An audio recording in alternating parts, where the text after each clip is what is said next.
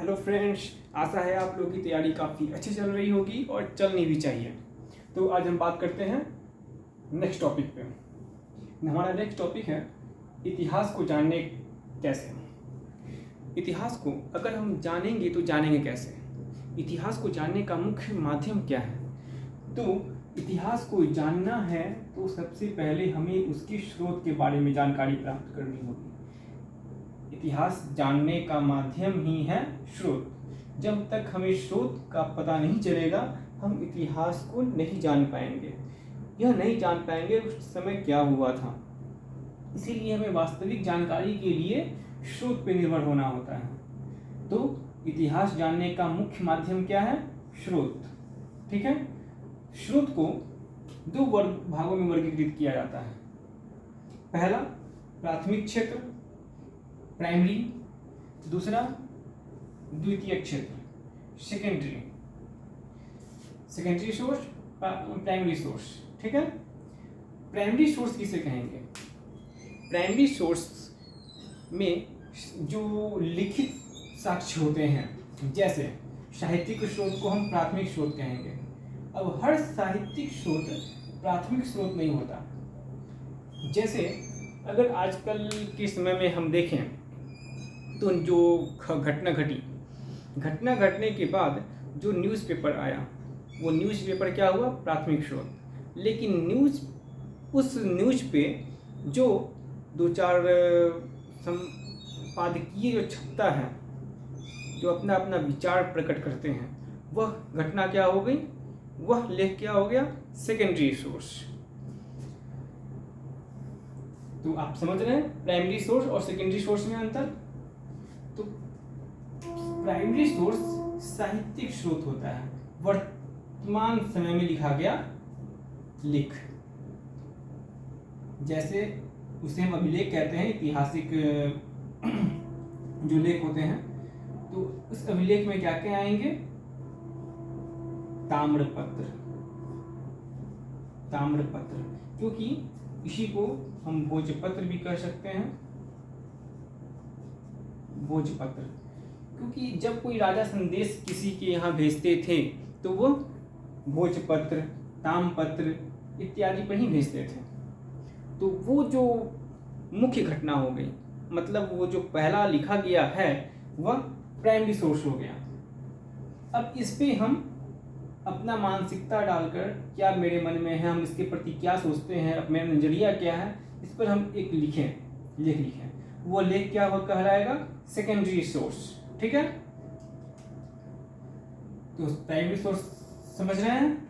अगर समझने में कोई टॉपिक पे दिक्कत हो तो आप कमेंट कर सकते हैं, मैं उस पर फिर से चर्चा कर लूँगा। ठीक है। द्वितीयक सोर्स, पुरातात्विक खनन से जो प्राप्त सामग्री होती है वह सेकेंडरी सोर्स कहलाती है। अब देखिए, पुरातात्विक स्रोत जो होते हैं, जो खनन में प्राप्त होती है, वह जरूरी नहीं है उसमें बहुत सारी चीज़ आते हैं। जैसे हमें कोई ताम्रपत्र मिलता है या फिर अभिलेख मिलता है या फिर शिलालेख मिलता है। ठीक।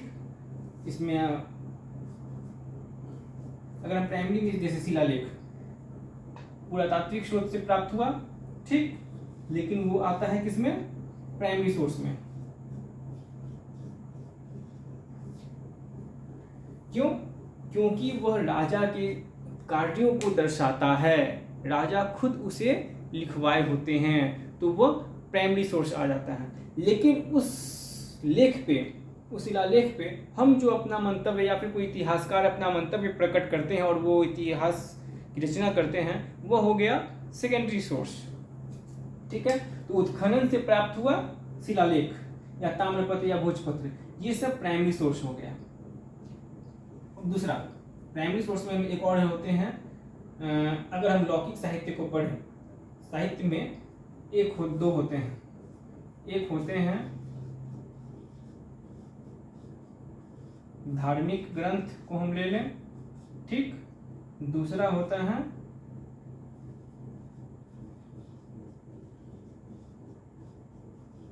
अधार्मिक ग्रंथ। ठीक है। अब अधार्मिक ग्रंथ किसे कहेंगे? धार्मिक ग्रंथ तो आप समझ गए, जैसे ब्राह्मण ग्रंथ हो गया, ब्राह्मण ग्रंथ कहने का मतलब वेद। अब वेद जो हो गया, वेद आपको पता है कितने प्रकार के होते हैं? 4। जैसे ऋग्वेद, सामवेद, यजुर्वेद, अथर्ववेद। ये चारों क्या हो गया? प्राइमरी। ठीक है। अब इनको समझने के लिए जो आगे ब्राह्मण बनाए गए, उपनिषद बनाए गए, पुराण बनाए गए, ये सब क्या हो गए? Secondary source.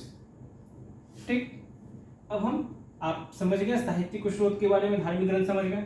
अब अधार्मिक ग्रंथ किसे कहेंगे? जो प्राइमरी सोर्स के अधीन ही आता है। हाँ, हर अधार्मिक स्रोत प्राइमरी नहीं होता है, लेकिन कुछ होते हैं। अब हम किसे प्राइमरी सोर्स के अंतर्गत रखेंगे? किस अधार्मिक ग्रंथ को? और अधार्मिक ग्रंथ को हम लोग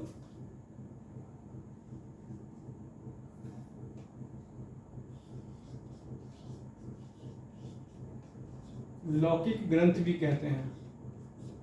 ठीक है। जैसे अर्थशास्त्र किसका? चाणक्य का। चाणक्य का अर्थशास्त्र। मुद्रा राक्षस का विशाखदत्त, सोन इसी तरह। जो वर्तमान समय में, जैसे चंद्रगुप्त समय में आचार्य चाणक्य ने अर्थशास्त्र की रचना की, इसी समय में मुद्रा राक्षस ने रचना की। तो इन सभी को हम लौकिक ग्रंथ कहते हैं। एग्जाम्पल मैंने दे दिया। जब हम लोग इसके बारे में आगे पढ़ेंगे तो इस टाइप से और चलेंगे। ठीक है। तो आप समझ गए धार्मिक ग्रंथ, अधार्मिक ग्रंथ, प्राथमिक सोर्स, साहित्यिक स्रोत, अभिलेख। ठीक है। अब हम आते हैं द्वितीय क्षेत्र के बारे में।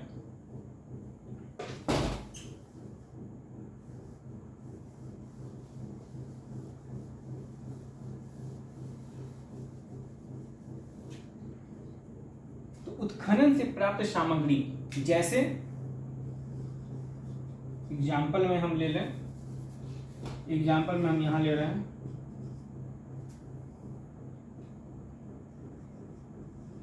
मुद्रा हो गया। ठीक है।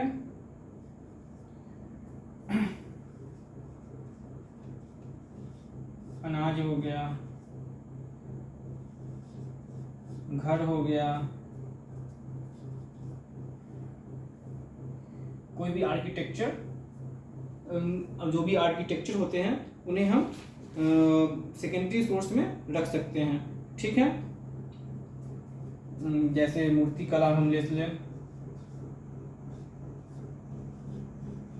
मूर्ति कला, कुछ वस्तु में जैसे घड़ा, कोई बर्तन सामग्री मिली, उसे हम सेकेंडरी सोर्स कहेंगे। ठीक। तो आज का टॉपिक समाप्त होता है यहीं पे। धन्यवाद।